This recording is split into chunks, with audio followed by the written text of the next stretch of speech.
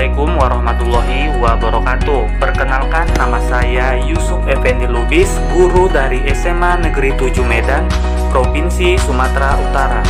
Kali ini saya akan berbagi aksi nyata topik 2 kurikulum merdeka dengan judul Mengapa Kurikulum Perlu Berubah.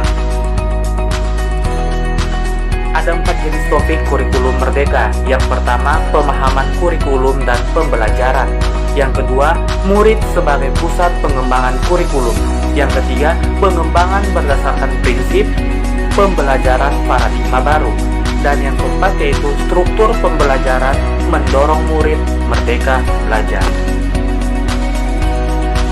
Topik kurikulum merdeka belajar ada 2 jenis modul yang perlu kita ketahui. Modul yang pertama tentang kurikulum, modul yang kedua tentang kurikulum merdeka.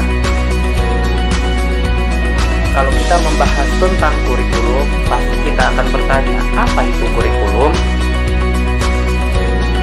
Baik, di sini ada pengertian kurikulum. Kurikulum merupakan pedoman penyelenggaraan kegiatan pembelajaran untuk mencapai tujuan pendidikan tertentu. Kurikulum dapat dimaknai sebagai titik awal sampai titik akhir pengalaman belajar murid. Kurikulum merupakan pedoman penyelenggaraan kegiatan pembelajaran untuk mencapai tujuan pendidikan tertinggi.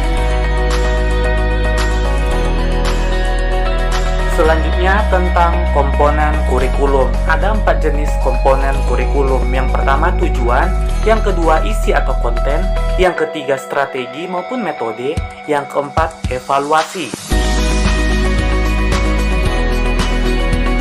Selanjutnya pertanyaan yang sering muncul yaitu mengapa kurikulum perlu berubah?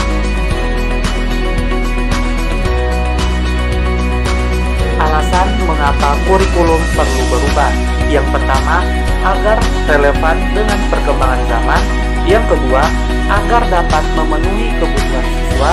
Yang ketiga, agar dapat menyiapkan generasi visioner. Berikutnya yaitu isu kekinian dari kurikulum Merdeka Belajar. Isu yang pertama, perubahan iklim global. Yang kedua, teknologi digital. Yang ketiga, industri multinasional. Dan yang keempat, transformasi budaya.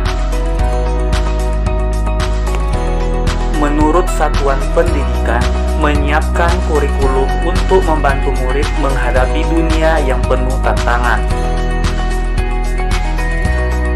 Maksud pendidikan adalah menuntun segala kodrat yang ada pada anak-anak agar mereka dapat mencapai keselamatan dan kebahagiaan yang setinggi-tingginya, baik sebagai manusia maupun anggota masyarakat, menurut Ki Hajar Dewantara.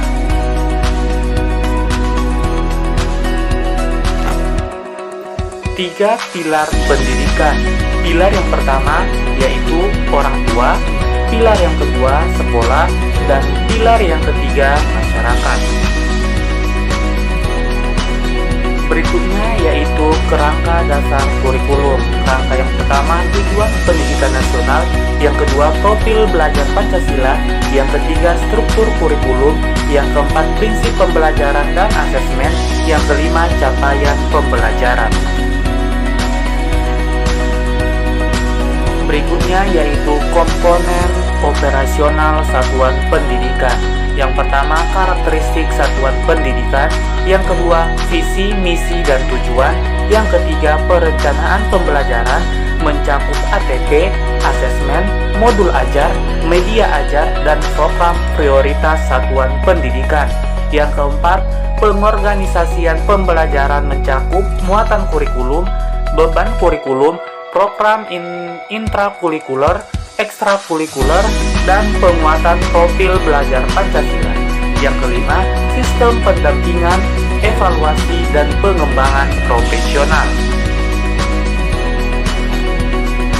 Materi berikutnya yaitu 5 jenis prinsip pembelajaran paradigma baru. Yang pertama, mempertimbangkan kebutuhan capaian pembelajaran. Yang kedua, membangun kapasitas belajar murid menjadi pembelajaran sepanjang hayat. Yang ketiga, mendukung perkembangan kognitif dan karakter murid. Yang keempat, menyesuaikan konteks kehidupan murid. Dan yang kelima ialah mengarah pada masa depan yang berkelanjutan. Transformasi pembelajaran murid berfokus pada pengembangan karakter berdasarkan nilai-nilai Pancasila untuk mewujudkan profil belajar Pancasila.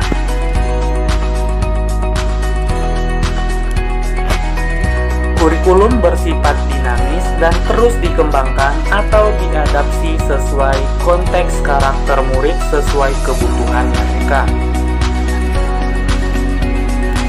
Baik, sekianlah video aksi nyata tentang mengapa kurikulum perlu berubah. Dan sampai jumpa di video aksi nyata berikutnya.